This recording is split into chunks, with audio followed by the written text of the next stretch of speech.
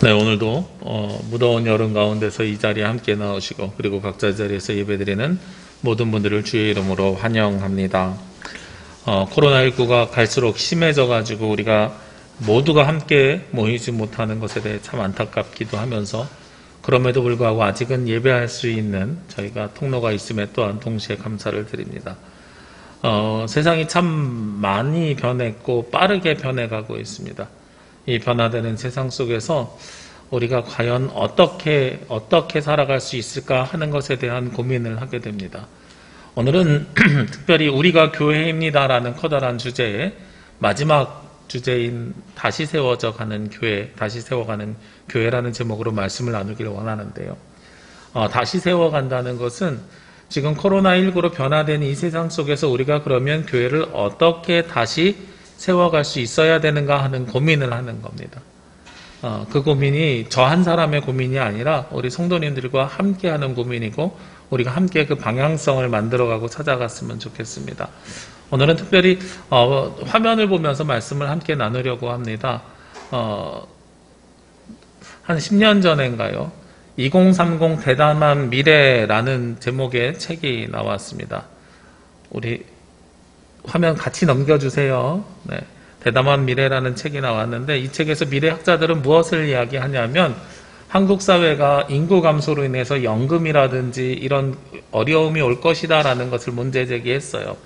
그러면서 여기서 사용하는 기본 개념이 있는데 기본 미래라는 개념이에요. 기본 미래라는 것은 특별한 변화가 없이 지금의 삶이 계속 유지된다면 어떻게 될 것인가 라는 것을 예측하는 것이 기본 미래입니다. 그 기본 미래를 가지고 한국교회를 이렇게 예측했더니요. 어떤 문제가 오냐면 첫 번째로 저성장의 위기가 옵니다. 저성장의 위기가 오는 이유는 인구가 줄어들기 때문에 그렇죠. 여러분들 뉴스에서 많이 들으셨겠습니다만 요즘 출생하는 자녀들의 수가요. 우리나라가 유일하게 0점대를 기록합니다. 결혼하면 자녀를 낳는데 1점대를 기록하면 한 명 낳는 거죠. 근데 둘이 하나를 낳으면 감소죠. 둘이 둘을 낳아야 유지인데. 근데 지난해 보니까 0.83명 출생했다 그래요. 우리나라 인구 대비해서. 그러니까 엄청나게 심각한 인구 위기가 옵니다.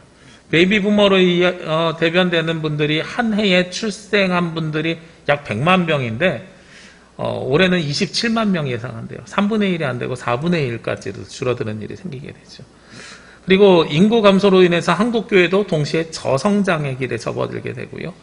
거기에 있는 데뿐만 아니라 동시에 고령화가 오기 시작하면서 재정위기도 교회에 올 것이다 라고 이야기합니다. 우리 교회는 아직 그런 상황이 시작되지 않았습니다만 육지에 특히 서울에 있는 중심부에 있는 교회들, 서울 명동이나 아니면 종로 이런 데 있는 교회들은 주변에 사람들이 없으니까 예전부터 다니시던 분들만 다니시는 거예요. 근데 그분들이 대부분 다 은퇴하셨어요. 그래서 교회에 헌금하는 헌금액이 확 줄었습니다. 연금 생활 하시는 분들하고 연금도 없는 분들하고. 그러니까 본인들이 재정적 여력이 없으니까 하나님 앞에 드리는 예물이 줄어들겠죠. 그러니까 한국교회에 재정 위기가 오는 거죠. 그리고 대부분의 한국교회가 2000년대를 들어서면서 무엇을 했냐면 건축을 많이 준비했습니다. 그러면서 동시에 건축을 준비하면서 동시에 무엇이 올 거라고 미래학자들은 예상했냐면 지금 이 상황이 가면 세계적으로 금융위기가 한 번 더 올 것이다. 1998년에 우리나라에 무엇이 왔었어요? IMF.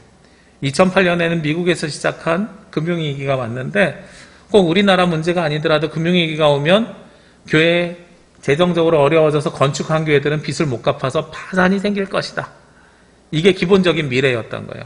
그리고 실질적으로 판교에 있는 한 교회는 건물을 약 300억, 280몇 억인가 주고 지었는데 그 건물을 본인들이 더 이상 유지할 수 없어가지고 2단 교회에다가 매각하는 일이 얼마 전에 생겼습니다.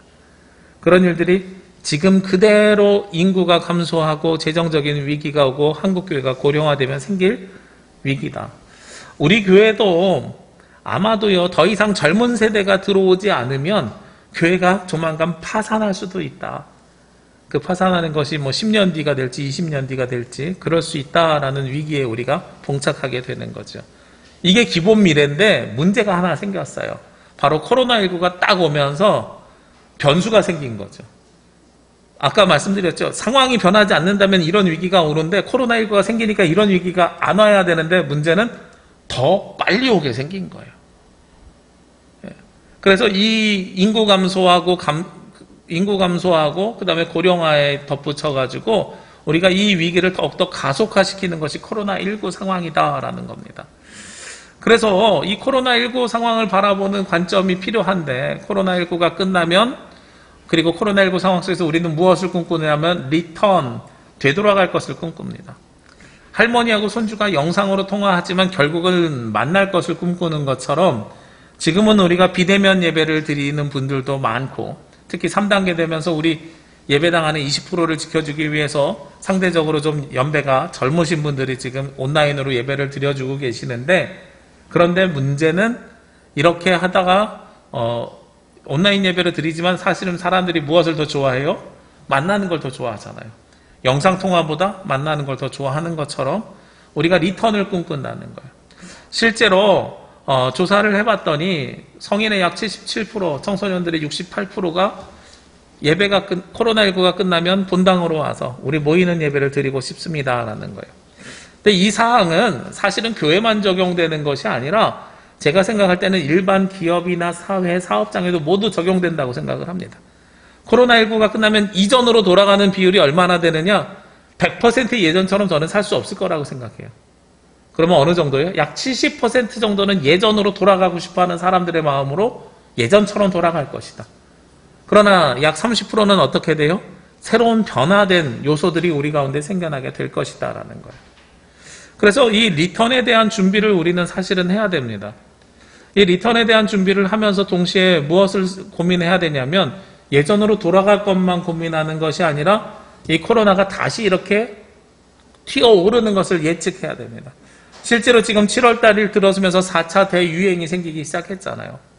제가 이 영상을 만든 시기가 언제냐면 6월 말입니다. 6월 말만 하더라도 어떤 이야기가 오갔냐면 7월 달 되면 마스크 벗고 다닙니다 라는 이야기들이 있었거든요. 저희 교단에서 선교 정책을 저보고 이제 한번 준비해 달라고 해가지고 영상으로 제가 발표를 준비하려고 이걸 막 원고를 쓰고 화면을 만들고 있는데 그런데 그때만 해도 코로나가 이렇게 끝날 거로 사람들이 생각을 했어요. 마스크 벗고 다닐 거라고. 그런데 우리가 아는 것들이 있죠. 사스가 왔다 갔어요. 신종 인플루엔자 왔다 갔어요. 메르스 왔다 갔어요. 그리고 나서 코로나가 지금 1, 2, 3차를 지나서 4차 대유행. 만들고 난 다음에 보니까 진짜로 4차 대유행이 왔어요. 이 코로나19가 잦아드는 게 아니라 다시 튀어올랐단 말이죠. 코로나뿐만 아니라 모든 것들이 다시 튀어오를 수 있습니다. 실제로 코로나가 사라져도 새로운 어떤 질병이 와서 우리가 이런 상황에 또 다시 직면할 수 있는 상황에 맞이하게 된다는 거예요. 그래서 교회는 그리고 세상 사회는 무엇을 준비해야 되냐면 온라인을 준비해야 된다. 이 온라인이라는 표현은 그 김해에 있는 저랑 친한 목사님이 사용하신 표현인데요. 온라인과 오프라인을 합쳐서 온라인이라 그러는 거예요. 저는 이게 앞으로 우리가 준비해야 되는 새로운 세상인 것 같아요. 리턴하려고 하는 마음과 리바운드 내려고 하는 이 상황 속에서 우리가 무엇을 준비해야 되는가? 예전과 그리고 예전으로 돌아가려고 하는 마음 그리고 새로운 상황에 대한 변화. 아까 말씀드렸죠. 리턴하고 싶어하는 비율이 얼마나 된다고요? 약 70%라고요. 교회로 나와서 예배를 드리고 싶어하는 사람들이 70%인데 나머지 30%는 그러면 어떻게 되겠느냐? 계속해서 온라인으로 예배 드릴 것들을 우리가 준비해야 된다는 거예요. 이거는 비단 교회만 말씀드리는 게 아닙니다. 식당을 운영한다고 가정해 보시자고요. 코로나가 빨리 끝나면 예전처럼 장사할 수 있을 것 같은데 예전처럼 될까요? 이 코로나 상황 속에서 사람들의 생활 패턴이 바뀌어가지고요. 예전처럼 식당으로 와서 식사하시는 분들은 70% 정도 될 거고 나머지 30%는 무엇에 익숙해졌어요? 배달에 익숙해진 거예요. 코로나 상황 속에서 온라인, 배달에 익숙해진 거죠. 그러니까 예전으로 돌아오는 사람들은 70%지만 코로나19가 끝난다고 해서 배달을 포기할 수 있느냐? 식당에서 이젠 더 이상 배달을 포기하면 안 되는 상황이 돼버렸어요. 우리 교회도 마찬가지입니다. 코로나19가 끝나면 온라인 예배 이제 정지할까요? 저는 정지할 수 없을 거라고 생각합니다. 이 상황 속에서 우리 교회 성도님들 가운데 육지로 가신 분들도 있고 직장 때문에 주일날 못 나오시는 분들도 있는데 이분들이 온라인으로 예배를 드리시더란 말이에요. 그러면 우리가 같이 모여서 예배를 드릴 수 있는 날이 오더라도 모두가 같이 그 시간 동안 상황이 바뀌어서 모두가 같이 모일 수 없게 되는 거거든요. 그러면 온라인을 또 준비를 해야 되는 거예요. 그러니까 코로나19가 끝난 다음에 오프라인으로 다 돌아간다는 게 아니라 온라인과 오프라인이 다 되는 온라인을 이제는 준비해야 되는 새로운 시대를 준비해야 되는 것이죠. 교회도 그렇고 세상도 그렇고 모두가 다 두 가지를 준비해야 되는 상황을 이제는 맞이해야 됩니다. 한국 교회, 아마 우리 교회도 그렇게 될 것인데요. 앞에서 말씀드렸던 것처럼 기본 미래에서 저성장 인구 감소, 공동체 고령화로 인해서 재정위기, 그리고 교회 파산이 금융위기로 생길 것이다, 이런 기본 미래를 예측했는데 금융위기보다 저는 무엇이 걱정되냐면 코로나19가 끝나면 금리 인상이 저는 걱정이 됩니다. 실제로 3차 대유행이 마감되는 6월 달에 보면 미국 연방준비은행이나 아니면 우리나라의 한국은행 같은 데서 금리 인상을 얘기했었거든요. 왜 금리 인상을 시키려고 하냐면 코로나19로 소상공인 지원금 많이 줬어요. 코로나19로 재정지원금 줘요. 이러면 시중에 돈이 많이 풀렸잖아요. 이걸 다시 회수하려면 금리를 올리는 것밖에 없거든요. 정부 정책이. 그러면 인플레이션이 올 거고 여러 가지 재정들이 어려워집니다. 그러면 성도들의 경제적 상황도 어려워지고 교회도 경제적으로 어려워질 것은 앞으로 불보듯 뻔한 사실이 되는 거죠. 거기에 이미 이미지가 하락됐어요. 한국교회 이미지는 하락됐고, 그리고 이미 공동체성이 저하돼 버렸어요. 그래서 이러한 문제들 때문에 결국은 이 위기가 계속해서 가속화될 거다. 이 한국교회 침체 상황이, 그리고 재정적인 위기 상황이 더 빨라지면 빨라졌지 줄어들지는 않을 거다라는 것이 지금 예측되는 것입니다. 우리 교회도 비슷합니다. 예전 같으면 1년에 몇 번이라도 이주해 오신 분들이나 아니면 여행 오신 분들이 와서 예배를 드렸을 것인데 올해 그런 일들 거의 없어요. 제가 예측하기로는 여행 오신 분들도, 전에는 제가 아는 분들도 제주로 여행 와서 목사님 이번 주에는 여행 왔으니까 남부교회 가서 예배 드릴게요 하고 연락 주시는 분들 계셨거든요. 근데 요즘은 목사님 저 제주 왔어요 그러시고 나서 예, 코로나로 사람이 늘어나면 목사님 부담스러우시잖아요. 저 그냥 온라인으로 우리 교회 예배 드릴게요 이러세요. 제주로 여행 오셔도 육지에 있는 본인 교회 예배 드리시는 거예요. 그러니까 이제 이 이동성은 갈수록 줄어들고요. 공동체성도 붕괴됐고요. 인구도 감소되고요. 교회가 갈수록 어려워지는 상황에 직면하게 됩니다. 한국 사회랑 똑같은 길을 가게 되는 거죠. 그러면서 더 중요한 사실 중에 하나는 종교인들이 일단 줄어들었습니다. 개신교뿐만 아니라 기독교, 천주교, 불교 모두 신앙생활하는 사람들이 2021년 들어서 급격하게 줄어들었어요. 사람들이 더 이상 신앙에 의지하는 것이 아니라 자신의 이성과 지식, 그리고 정보, 인터넷 이런 데 의지하기 시작하는 겁니다. 근데 저는 이 그래프가 한국 갤럽에서 조사한 건데 더 중요한 것은요. 2021년 조사에서 60대 이상의 비율을 보시면은 너무 개신교가 가장 커다란 비율이 어르신들이라는 거예요. 그리고 젊은이들도 비율로만 놓고 보면 적지는 않습니다. 14%나 개신교 비율이 높아요. 근데 60대의 14%하고 10대의 14%가 똑같냐고요. 물론 60대는 지금 21%로 더 높습니다만 60대의 14%는요. 아까 말씀드린 것처럼 100만 명이 태어난 상황 속에서 14%예요. 지금 10대는요. 5만 명 태어난 아이들 중에 14%입니다. 그러니까 그 절대적인 숫자는 앞으로 더욱더 많이 줄어들 것이 예측이 되는 거예요. 지금 어느 세대까지 인구가 많냐면 베이비 부머들의 자녀들이 에코 세대라고 하거든요. 그러니까 우리 흔히 58년생으로 대표되시는 분들 있잖아요. 55년생부터 62년생들의 자녀들, 82년생부터 88년생들까지. 요 세대가 그 다음으로 많아요. 그리고 나서 인구가 확 떨어집니다. 그러면 교회가 다음 세대 젊은이들을 위해서 문을 연다는 것은 지금 20대 청년을 향해서 문을 연다는 얘기가 아니고요. 사실은 다음 세대의 주축이 될 만한 에코 세대들, 80년대생들이 어떻게 교회에서 자리 잡고 신앙생활을 해나갈 수 있는지를 교회에서 준비해야 그 교회가 이제는 미래가 있다라는 것이 통계적인 수치로 나오는 겁니다. 그래야 그 자녀들 세대가 또다시 또 세워질 수 있는 거거든요. 이렇게 앞으로 리턴과 리바운드, 되돌아가고 싶은 마음과 새롭게 튀어나오는 이 상황들 속에서 그러면 교회는 어떻게 해야 되는가? 리뉴잉, 새로운 걸 준비해야 됩니다. 오늘 본문 말씀에 보면은 로마서 12장 2절 말씀에요. 너희는 이 세대를 반받지 말고 오직 마음을 새롭게 하여 라고 말씀하고 있습니다.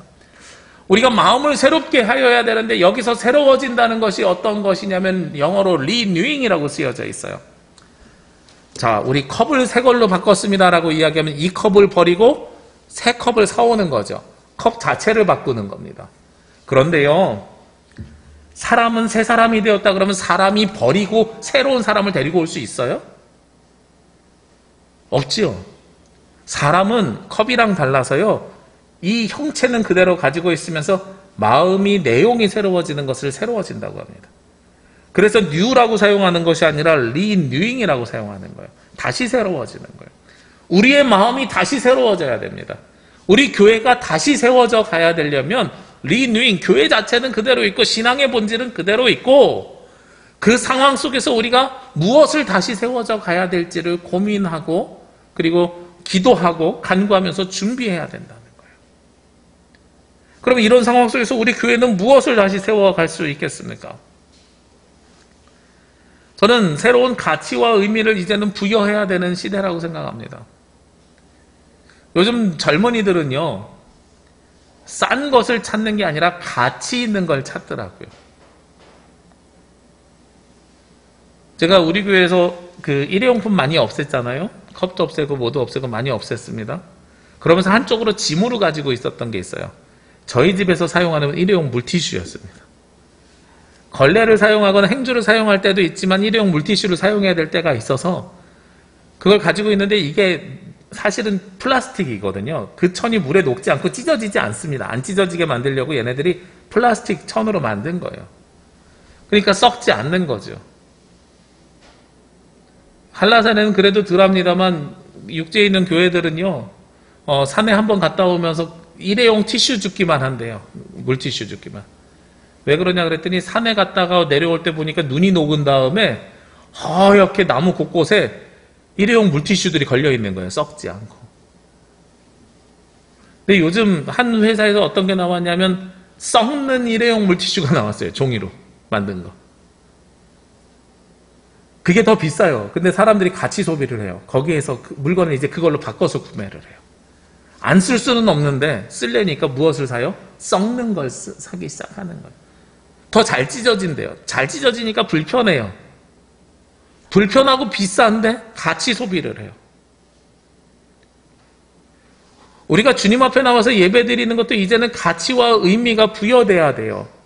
어르신들은 어렸을 때부터 신앙생활로 그냥 쭉 이어져 왔으니까 그냥 하던 대로 예배 드리면 되는데 요즘 젊은이들은 그러지 않는 거예요. 우리 교회도 3단계 되면서 20% 되니까 제일 먼저 어떤 분들을 보고 온라인 예배 드리라 그랬어요? 젊은이들한테. 제가 그렇게 한 이유가 있어요. 어르신들은 스마트폰이나 이런 거 없으신 분들도 있고 이렇게 예배 드리는 게 어려운 분들도 있으니까 상대적으로 기계를 잘 사용하시는 분들이 가정에서 예배를 드려주십사 하고 부탁을 드리는 거예요. 그런데 그렇게 되면서 더욱더 무엇에 혼란이 올 수 있냐면 예배에 대한 가치관에 혼란이 올 수 있다는 겁니다. 그래서 그 예배가 얼마나 소중하고 중요한 예배인지에 대해서 우리가 가치와 의미가 부여돼야 됩니다. 실제로 우리 교회에서 하고 있는 예배와 봉사, 교제, 교육 이런 일들에 대해서 우리가 왜 해야 되는지를 이제는 다시 한번 정리하고 물어볼 시간이 된 거죠. 지금 코로나19 상황을 맞이하면서 우리가 새벽 예배 못 드리고 있어요. 수요 예배 못 드리고 있어요. 주일 오후 예배 못 드리고 있어요. 코로나19가 끝나면 그냥 예전에 했었으니까 다 다시 시작할까요? 라는 질문에서 저는 시작하지 말자라는 말씀을 드리는 게 아니라 하나씩 다시 시작할 때는 왜 해야 되는지에 대한 우리가 고민을 하고 거기에 의미와 가치를 부여하고 시작하자는 겁니다. 그냥 하던 대로 그 일을 해 나갔을 때 그것이 과연 좋은 것이냐라는 거예요. 관성대로 살아가는 것이 과연 좋은 일이냐라는 겁니다. 얼마 전에 저희 큰아이가 그런 질문을 했어요. 아빠, 롤러코스터 알죠? 옛날에 그 청룡열차라고 하는. 놀이동산에 가면 기차가 있는데 이게 롤러코스터 타는데 삥 돌 때 거꾸로 매달려 있는데 왜 사람이 안 떨어져요? 중력 때문에 떨어져야 되는 거 아니에요? 라고 질문하는 거예요. 아, 이제 중력 배웠나 봐요. 중력을 배웠으니까 중력 때문에 거꾸로 매달려 있으면 땅에서 끌어당기는 힘으로 떨어져야 되는 거 아니에요? 라고 물어보더라고요. 제가 대답을 해줬어요. 아마도 아빠 생각에는 거꾸로 매달려 있을 때 중력보다 이것이 한 바퀴 삥 돌 때 가는 속도가 있잖아요. 이 관성의 힘이 더 세기 때문에 안 떨어지는 걸 거야. 이렇게 대답을 했어요. 그랬더니 아들이 하는 얘기가, 어머, 아빠 그래도 공부 좀 꽤나 했나 봐요. 뭐 이렇게 이야기를 하더라고요. 근데 그게 중요한 게 아니라 이 관성이라는 게 그만큼 무서운 겁니다. 거꾸로 매달려 있는 사람을 떨어뜨리는 것이 중력인데, 가던 힘, 빨리 가던 힘으로 그대로 가면 그것까지도, 중력까지도 거스르면서 사람을 안 떨어뜨리고 그냥 그대로 갈 수 있는 게 관성이라는 거예요. 관성이라는 것은 자동차나 기차를 타고 가면서요, 이게 진행하고 있잖아요. 그럼 내가 브레이크를 급하게 밟으면 우리가 앞으로 튀어나가는 거 있죠. 그게 튀어나가는 이유가 사람들이 관성에 의해서 계속 가려는 힘, 멈추고 있는 건 멈추고 있으려는 힘, 가려는 힘은 가려는 힘이 작용하고 있는데 그 반대에 역작용을 하기 때문에 생기는 거거든요. 만약에 우리가 신앙생활을 이 관성대로 한다면 어떤 일이 생길까? 가던 힘 때문에 거꾸로 매달려 있는 어려움에서는 우리가 이겨낼 수 있는데, 동시에요, 방향을 전환하거나 아니면 왔던 길을 되돌아가거나 이런 일은 전혀 할 수가 없습니다. 신앙생활을 관성대로 하면 우리가 왜 하는지 모르는 채로 그 일들을 계속해 나가는 거예요. 코로나19 이후에는요, 우리가 하나씩 다시 세워가야 됩니다. 우리가 앞으로 드려야 되는 예배, 드려야 되는 성경 공부, 해야 되는 봉사, 이런 일들을 왜 해야 되는지에 대해서 우리가 고민하고 성경적으로 해결들을 하셔야 되는 거예요. 그런 일 없이 그냥 해왔으니까 이거는 이제는 더 이상 젊은이들 아니면 그 여러분들 바로 아래 세대들에게는 더 이상 논리적으로 설득되지 않아요. 이미 우리는 그걸 경험했습니다. 예전에는 온라인 예배로 드리는 것이 예배냐 아니냐, 꼭 모여있는 예배 어쩌고 저쩌고 이런 얘기 많았어요. 수도권은 4단계 되면서요, 전면 비대면으로 바뀌었습니다. 거기에 대한 고민하지 않아요, 이제는. 그리고 비대면에 익숙해진 사람들에게 다시 모일 때는 그 가치와 의미를 부여해줘야 됩니다. 왜 모여야 되는지, 왜 우리가 함께 예배해야 되는지에 대한 고민과 그리고 가치와 의미가 부여되어야 되는 시기가 되는 거죠. 그래야 새로워질 수 있습니다. 그리고 나서요, 이제는 구조적인 변화도 우리가 가지고 와야 됩니다. 홍대 건축과 교수인 류홍준 교수가 한 강연에 나와서 이야기한 내용입니다. 오른쪽 그림을 먼저 보시면은요, 예전에는 공원에 도시를 계획하면 중앙에 큰 공원을 졌다는 거예요. 저도 기억합니다. 서울에 신도시 질 때 분당에 가면 분당 중앙공원이 있어요. 센트럴파크가. 일산에 가면 일산 호수공원이 있습니다. 예전에는 10,000평짜리 공원을 도시 중간에 크게 하나 짓고 신도시를 계획했다는 거예요. 그런데 요즘은 그러지 않다는 겁니다. 1,000평짜리 10개를 띄엄띄엄 놓는다는 거예요. 왜 그러겠어요? 우리 집에서 걸어서 20분 가면 중앙공원이 있어요가 아니라 우리 집 앞에 있는 공원을 사람들이 선호하기 때문이라는 거예요. 공원이 클 이유가 없다는 겁니다. 자기 앞에 있는 공원이 훨씬 더 좋다는 거예요. 그러면서 오른쪽 그림 위에 보면은요, 그래서 전에는 직사각형으로 공원을 만들었다면 이제는 도로 따라서 길게 만든다는 거예요. 그래서 사람들의 접근성이 높아질 수 있도록 만든다는 겁니다. 이 두 가지가 가지고 있는 공통점이 있죠. 크고 하나 된 것을 만드는 게 아니라 바로 사람들이 내 집 앞에, 내 앞에 접근성이 좋게 만들어 놓는 거예요. 그리고 사람들이 다양성이 강화되면서 그 다양성에 맞춰서 공원의 모양도 10개를 다 다르게 만들어내기 시작하는 겁니다. 이게 앞으로 벌어지는 건축의 모양과 모습이라는 거예요. 그러면 교회도 이런 방향으로 구조가 변화되어야 됩니다. 제가 예전에 그 사역했던 교회 중에 한 교회가 건축을 했어요. 제가 그 시절에 있었는데요. 200석 정도 되는 예배당을 가지고 있는 교회가 1000명이 예배를 드렸어요. 1, 2, 3, 4부 합치면. 200석이니까 다 예배를 드려도 800명밖에 안 되잖아요. 그러니까 유아실에서 예배 드리고 예배 1부 예배 아침에 7시 예배부터요. 복도에다가 접이의자 놓고선 예배를 드렸던 교회입니다. 당연히 건축해야 되겠죠. 건축하면서 성도들이 무슨 꿈을 꿨냐면 우리 모두 같이 예배를 드리자 하고선 1000석짜리 예배당을 지었습니다. 그래서 11시에 모두 함께 1000명 예배 드리자고 딱 졌는데요. 일주일 만에 문제가 생겼어요. 어떤 문제가 생겼을까요? 7시에 예배 드리고 출근하던 사람들이 아예 예배를 못 드리기 시작합니다. 9시에 예배 드리고 11시에 교회 학교 봉사하던 선생님들이 예배가 없어졌습니다. 11시에 식사 준비를 하고 1시에 예배 드리던 권사님들이 예배가 없어졌습니다. 전체가 모두 함께라고 해서 큰 거 하나를 만들어 놨더니 오히려 예배를 못 드리는 소외되는 사람들이 너무 많이 늘어나기 시작한 거예요. 우리가 구조가 변화되어야 된다는 것은 이제는 모두가 다 함께 모일 수 있는 그 시간을 찾는 게 아니고요. 각자가 들어올 수 있는 시간에 예배 드릴 수 있도록 이제는 예배도 변화되어야 되는 거예요. 접근성이 좋아져야 된다는 거예요. 예배에 대한 접근성이. 이게 앞으로 변화되어야 되는 미래의 교회이고 다시 세워져 가야 되는 교회의 모습입니다. 실제로 그렇죠. 인터넷 예배를 드리니까요. 온라인 예배를 드리시는 분들은 공간의 자유뿐만 아니라 시간의 자유도 생기셨습니다. 전에는 예배 시간이 우리가 일부 예배가 지금도 9시 예배하고 10시 반이잖아요. 그 시간 맞춰서 예배를 드리시는 분들도 계시지만 9시 반에도 예배를 시작할 수 있어요. 9시 예배를 30분 늦게 시작하면 되거든요. 나 혼자서.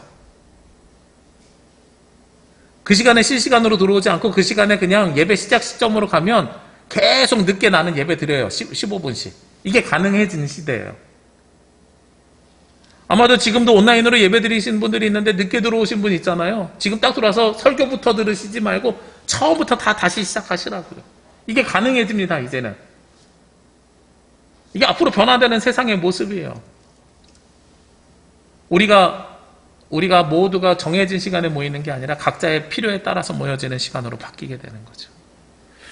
그리고 또 우리가 새로워져야 되는 관점이 있습니다. 무엇이냐면 1인 가정의 증가입니다. 저는 이 1인 가정의 증가가 30, 40대 젊은이들을 향한 이야기인 줄 알았습니다. 근데 실제로 그렇지 않더라고요. 통계를 보면 굉장히 놀랍습니다. 2010년에 15%였던 게 2015년에 21% 그리고 최근에는요 30%까지 급격하게 2배로 증가했어요. 그러면 어디가 1인 가정이 제일 많을까요? 놀랍게도요 60대 이상입니다. 30, 40대 1인 가정을 20, 30대죠. 20, 30대 1인 가정 합친 것만큼 합친 것보다 60대 이상이 많아요. 그러니까 젊은이들이 결혼하지 않아서 1인 가정이 많아지는 것도 맞는 이야기지만 어르신들이 사별하거나 아니면 무슨 요즘 황혼이혼, 졸혼 뭐 이런 거 하면서 1인 가정이 많이 늘어난 것도 이유 중에 하나입니다. 게다가 예전에는 부모님 중에 한 분이 돌아가시면 아버지 제가 모실게요, 어머니 제가 모실게요, 자녀들이 그렇게 모시고 갔는데 요즘은요 아버지 자주 들릴게요, 어머니 자주 들릴게요 하면서 바뀌었어요. 그러니까 1인 가정은 더욱더 많아져요. 그래서 우리가 1인 가정이라는 것에 대해서 고민을 할 때에는 두 가지 트랙으로 가야 됩니다. 20, 30대의 젊은이들을 향한 이야기와 그리고 이제는 독거하시는 어르신들을 위한 이야기. 그래서 교회가 어르신들 살피는 사역하고요, 젊은이들 사역하고 두 가지가 동시에 그래서 이루어져야 되는 거예요. 저는 내년부터는 우리 교회 헌금함 이름부터 좀 바꾸려고 생각합니다. 제가 이거 준비하면서. 우리 교회 헌금함 이름 보면 가정 중심으로 되어 있어요. 남편 이름 옆에 아내 이름. 전에는 자녀들 이름까지 있었던 것 같아요. 이제 그게 아니라 가나다 순으로요. 부부도 그냥 떨어져서 하나의 인격으로 존중받으면서. 한 사람이 하나의 인격으로. 당신은 당신의 인격으로, 난 나의 인격으로. 각자의 인격으로 존중받으면서 이제는 세워져 가야 되는 것이 한국교회의 새로운 변화의 시작이 될 것 같습니다. 이러한 현상은 대기업들도 굉장히 잘 찾았어요. 그래서 대기업이 훨씬 더 먼저 시작했죠. 요즘 양파 반개 쪼개가지고 팔잖아요. 이런 게 다 여기에 대비하는 거예요. 그리고 저는 마지막으로 제일 중요한 것이 무엇이냐면 새롭게 되는 것에 있어서 남은 자들을 준비해야 됩니다. 성경에 보면은요, 항상 하나님께서는 남은 자들을 준비하십니다. 교회가 어렵고 힘들어도 항상 남은 자들을 예비하십니다. 이스라엘이 출애굽하고 있을 때에도 모세를 통해서 애굽에서 종살이할 때에도 모세를 통해서 그 상황을 하나님께서는 새롭게 하셨고, 그리고 바빌론 포로로 갔을 때에도 남은 자들을 통해서 하나님께서는 그 역사를 이어가셨습니다. 저는 하나님께서 우리를 사랑하시기 때문에 아까 기본 미래로 보면 한국교회가 파산할 것이고 우리 남부교회도 그대로 살아가면 한 3, 40년 뒤에 저는 우리 남부교회가 100주년쯤 되면 파산할 것이다. 이게 기본 미래로 보면 그렇게 될 거예요. 38년 뒤에 여기에서 남아 계실 분이 몇 분이 계십니까? 지금 여기서 예배 드리실 분들 중에서. 그런데 하나님은 우리를 사랑하시기 때문에 절대로 그대로 내버려 두지 아니하신다는 사실입니다. 그래서 우리가 그럼에도 불구하고 남은 자들이 있었기 때문에 그들이 이스라엘이 다시 살아날 수 있는, 신앙을 다시 세워갈 수 있는 기틀이 됐거든요. 우리도 그 남은 자들을 준비해야 됩니다.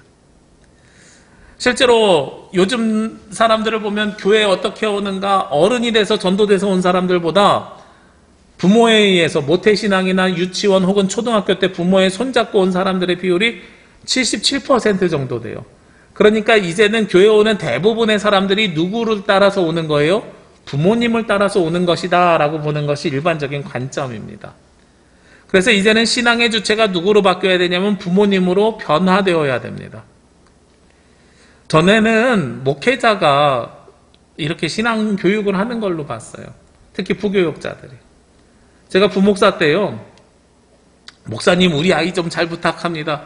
제 말은 안 들어요. 목사님 말은 들을 거잖아요 하면서 저에게 부탁하시는 분들 많았었거든요. 근데 이제 바뀌었어요. 이 재밌는 통계를 하나 가지고 왔는데요. 코로나19 이전이 파란색이고 코로나19 이후가 주황색입니다. 자녀들에게 신앙적 영향을 많이 미치는 사람이 누구인가? 첫 번째가 어머니예요. 우리 어머니들, 권사님들, 여러분들의 모습을 통해서 자녀들이 신앙을 배웁니다. 그리고 두 번째가 누구의 모습이냐? 코로나19 이전에는요, 목회자였어요. 세 번째가 아버지였고요. 그런데 코로나19 이후로 어떻게 바뀌어요? 아버지가 두 번째가 됐어요. 목회자의 영향력이 줄어들게 되었다는 거예요. 일주일에 168시간 중에 1시간 내지 2시간 만나는 목회자로서는 아이들의 신앙이 더 이상 변화되기가 어렵다는 것이고 코로나19로 비대면이 되기 때문에 그 상황이 더욱더 어려워졌다는 사실입니다. 이제는 누구를 통해서 자녀들이 신앙을 성숙해 갈 수 있냐면 부모를 통해서 성숙해 가야 돼요. 그래서 저는 교회 학교의 그 교육 방향이 바뀌어야 된다고 생각합니다. 교회 학교의 교육 방향이 교사가 아이들을 가르치는 게 아니라 교사가 부모를 가르쳐서 부모가 아이들과 함께 신앙생활하는 방법으로 바꿔야 됩니다. 우리 교회도 교회 학교 예배에 대한 변화를 이제 줘야 되지 않을까 하는 생각을 하게 됩니다. 왜냐하면 코로나19 이후로 교회 학교 예배를 전혀 드릴 수가 없었어요. 헌신하는 교사가 없고요. 그리고 영상으로 아이들에게 예배를 시도해봤는데 이게 생각보다 보지 않아요. 제가 깜짝 놀란 것은 처음에는 아이들아 예배 잘 드리면 목사님이 편의점 상품권 줄게, 쿠폰 보내줄게 이렇게 막 꼬셨거든요. 4주 지나니까요. 제가 편의점 쿠폰을 보낼 데가 없어요. 4주 지나니까 그걸로 간식 가지고 아이들 꼬드김이 안 되는 거예요, 예배가.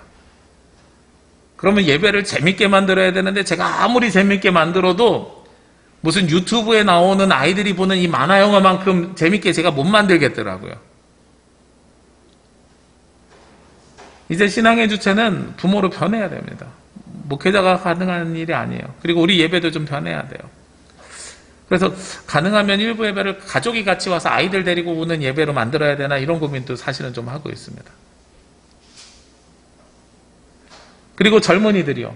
아이들뿐만 아니라 젊은이들도 남은 자로 우리가 세워야 돼요. 젊은이들이 교회 오고 싶어하는 이유는 무엇이냐면 공동체성이나 관계를 유지하기 위해서 오는 것인데 교회를 떠나는 이유들이 무엇이냐면 어른들의 권위적인 태도 때문에 떠나는 거예요. 그래서 이건 제가 어르신들에게 부탁드리고 싶어요. 젊은이들이 교회에서 자유로울 수 있도록 좀 도와주셔야 된다는 거예요. 잘 생각해 보십시오. 한국교회가 부흥하던 시기예요. 80년대, 90년대에 보면 청년들이 교회에 많이 몰려들었습니다. 우리 남부교회도 그 시절에 청년들이 많았다는 얘기를 제가 들었어요. 청소년들이랑.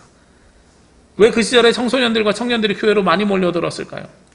다른 데서 채울 수 있는 문화적인 욕구가 없었기 때문이기도 하지만 동시에 그때는요, 웬만한 교회에서 학생회에서 문화개방을 한다든지 뭘 한다든지 그러면 다 학생들이 주체적으로 이 사역들을 했어요. 그런데 어느 날부턴가 선배들이 관여하기 시작하고요. 어느 날부턴가 어른들이 야 그건 교회에서 하기 좀 그러지 않아 하는 관점으로 권위적인 태도를 보이기 시작합니다. 그리고 그렇게 신앙생활 시작한 사람들도 20대, 30대를 지나면서 본인들이 항상 교회에서는 청년 때는 청소년 때는 주인으로서의 신앙생활을 했는데 30대, 40대가 되면서 내가 더 이상 주인으로서의 신앙생활을 하기가 어려운 거예요. 어른이 된 다음부터는 신도회에 들어가든 어디를 들어가든 막내만 10년 이런 식으로 되는 거죠. 그러다 보니까 더 이상 내가 교회 생활의 주인의식이 사라지게 됩니다. 그래서 실제로 청년들은 의사결정에 참여하고 싶어 합니다. 교회 의사결정에 참여하고 싶어요. 그런데 우리가 그 의사결정에 참여를 시키지 못하고 있습니다.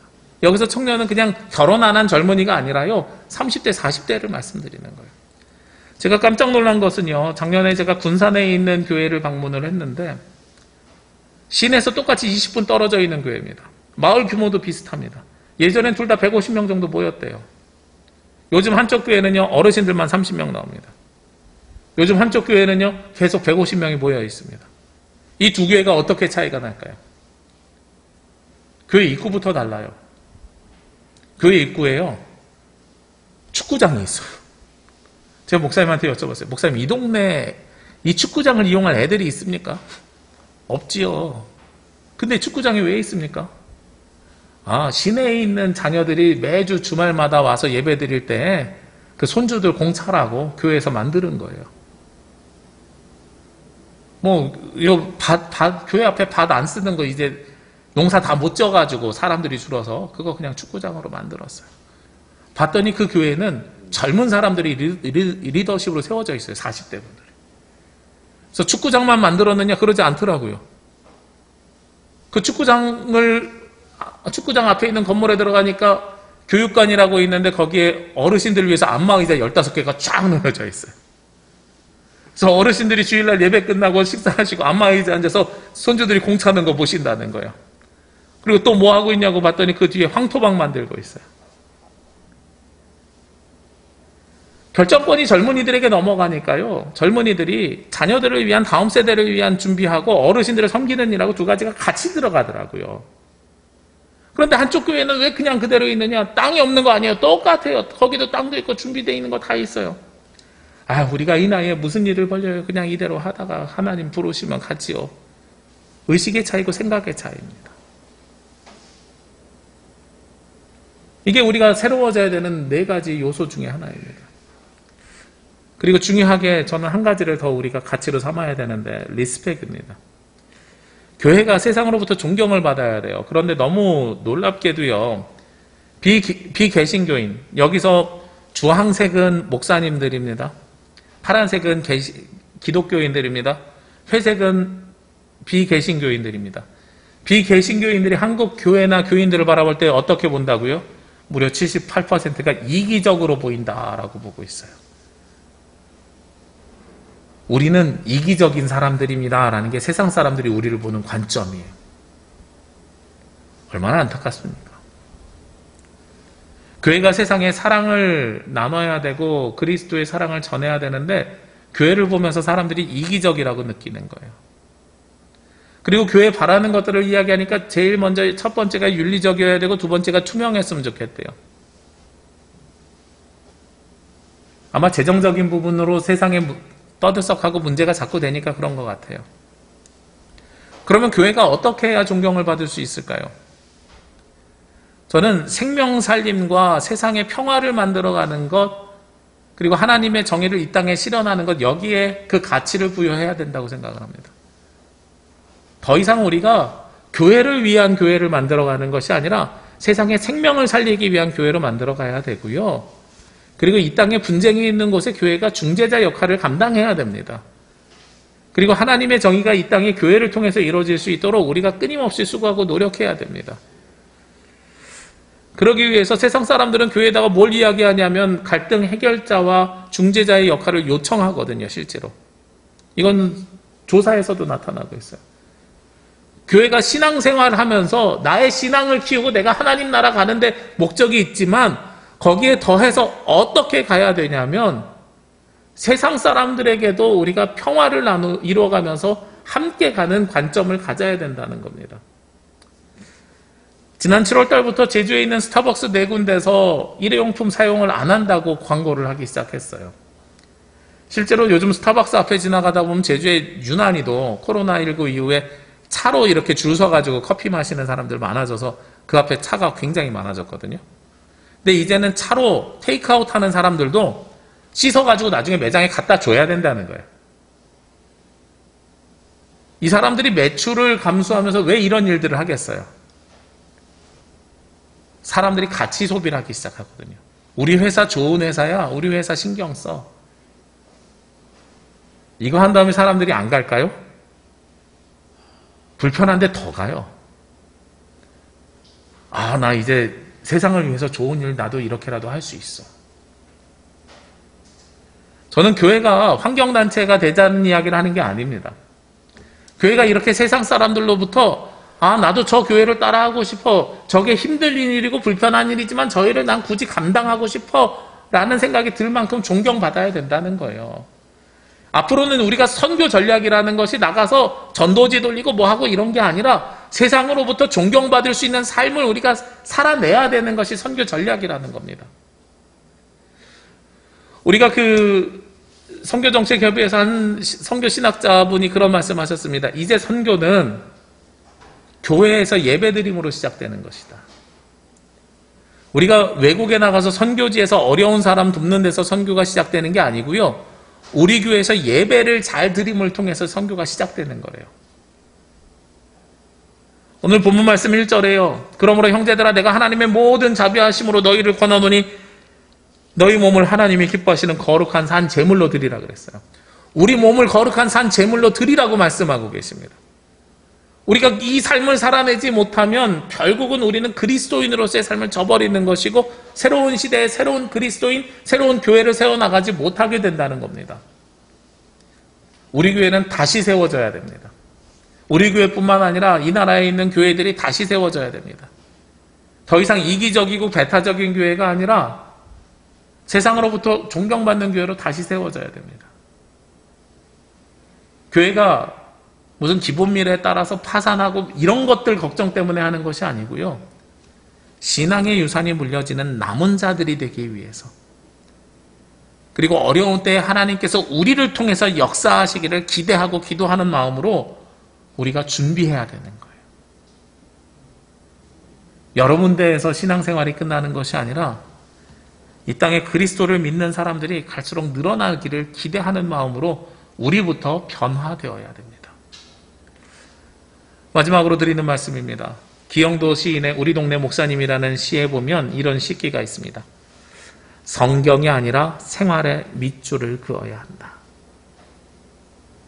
우리가 밑줄 그어야 되는 것은 성경이 아니라 생활입니다. 우리 교회 성도님들 보면 너무나도 감사하게 설교할 때마다 성경에 뭐 이렇게 기록하시는 거 많으시더라고요. 거기에 밑줄 그시는 것 너무나도 소중한 일인데 더 소중한 것은 삶에 우리의 밑줄을 그어내시길 원합니다. 그래서 다시 세워져가는 저와 여러분 그리고 우리 남부교회가 되기를 주의 이름으로 기도합니다. 기도드리겠습니다. 거룩하시고 은혜로우신 아버지 하나님, 하나님께서 사랑하여 주시는 우리들이 이 시간 주님의 작은 교회로 함께 모여서 예배합니다. 모이는 교회가 이제 예배 후에 세상으로 나아가는 흩어지는 교회가 됩니다. 주님, 우리 성도들 세상에서 살아가는 동안에 움직이는 교회로서 부족함 없게 하여 주옵시고 움직이는 교회로서 다시 세워지게 하여 주옵시고 신앙의 본질과 가치를 찾아서 하나님께서 주신 말씀대로 삶을 살아냄을 통해서 세상으로부터 존경받는 교회가 되게 하여 주옵소서. 이 모든 말씀 예수님의 이름으로 기도합니다. 아멘.